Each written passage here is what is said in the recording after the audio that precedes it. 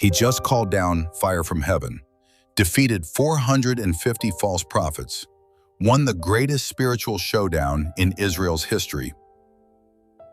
And then, he ran into the desert and asked God to let him die. This is Elijah, and if you've ever won the battle but lost yourself in the process, you already know his story. Mount Carmel. The prophet stands alone against an entire nation. Fire falls. The altar is consumed. The people fall on their faces. The Lord, He is God. It's the greatest moment of Elijah's life. But victory has a way of painting a target on your back. Queen Jezebel sends a single message. By this time tomorrow, you're dead. And something inside Elijah just breaks.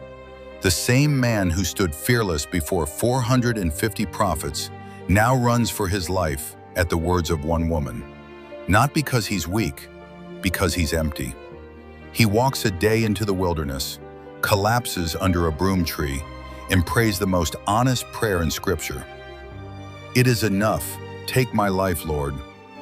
No theological filter, no spiritual pretense, just a man who's poured out everything and has nothing left.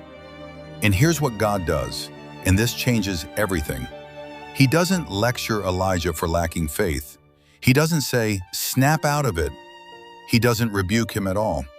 He lets him sleep, then sends an angel with warm bread and water. Twice. God's first prescription for burnout wasn't more ministry, it was rest and a meal. 40 days later, Elijah stands on Mount Horeb. A hurricane wind rips through the mountain, then an earthquake, then a fire. But God wasn't in any of it. Then came the gentle whisper, and that's where Elijah found him. When you're burned out, God doesn't shout over your exhaustion. He whispers, and you have to be still enough to hear it. So if you're under the broom tree right now, empty, exhausted, asking God to just let it end, know this: the God who sent an angel to feed his tired prophet sees you too. Rest is not a failure of faith. Sometimes it's the most spiritual thing you can do. If this story met you where you are, hit subscribe. Someone else under their own broom tree needs to hear it.